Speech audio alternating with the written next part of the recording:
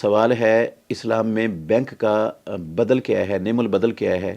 جس سے ملکی مسائل بھی حل ہوں اور معاشی انفرادی مسائل بھی حل ہوں۔ محترم ناظرین کرام،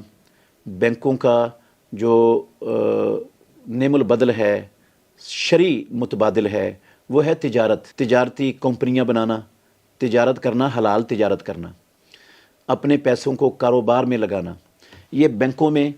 بینک بھی کچھ نہ کچھ کاروبار کرتے ہیں، لیکن ایک تو وہ سودی کاروبار کرتے ہیں سارا، اور سودی کاروبار اسلام کے اندر اللہ اور اللہ کے رسول کے خلاف جنگ ہے اور حرام ہے۔ اور دوسرا، جب وہاں سے پیسے وہ نکالنا چاہے رکھنے والا، تو اس وقت وہاں پر پیسے جتنے وہ نکالنا چاہتا ہے اس کے لیے موجود ہوتے ہیں اور وہ نکال سکتا ہے۔ اس کا مطلب ہے وہ سارے کے سارے پیسے کاروبار میں لگے ہوئے نہیں ہیں، وہ بینکوں کے اندر جو ہے نا وہ جمع پڑے ہوئے ہیں۔ تو پیسے اللہ رب العالمین جب کسی کو دیتا ہے تو وہ جمع رکھنے کے لیے اپنی تجوری میں اس پر سام بن کر بیٹھنے کے لیے نہیں دیتا، اس کو کاروبار میں لگانے کے لیے دیتا ہے۔ ایک بندے کے پاس کروڑوں روپے ہے، تو وہ بینک میں رکھنے کی بجائے کروڑوں روپوں کو اس کا ایک پلازہ تعمیر کرے،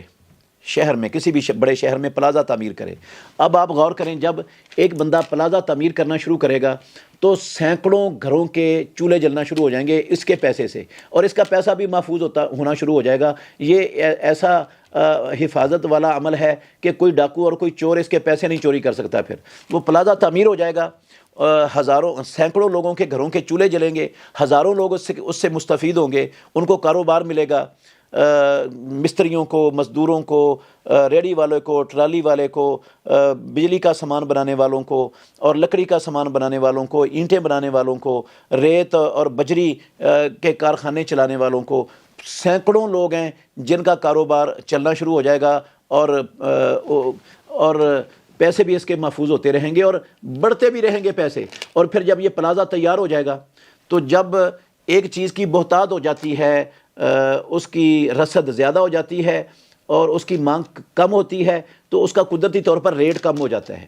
تو اس سے جو دکانوں کے باقی پلازوں کے اندر زیادہ کرائے ہیں وہ کرائے کم ہونا شروع ہو جائیں گے، اور اس کا بھی امت کو اور معاشرے کو اور ملک کو بھی فائدہ ہوگا۔ یہ جو پیسے اربوں روپے بینکوں میں ہر وقت جمع رہتے ہیں جو کسی کاروبار کے اندر موجود نہیں ہوتے، تو یہ تو ملک کے لیے بھی نقصان دہ ہے اور افراد کے لیے بھی نقصان دہ ہے۔ یہ پیسے اللہ رب العالمین نے اس لیے نہیں دیے ہوتے،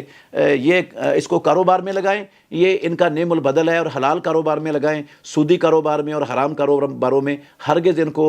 استعمال مت کریں۔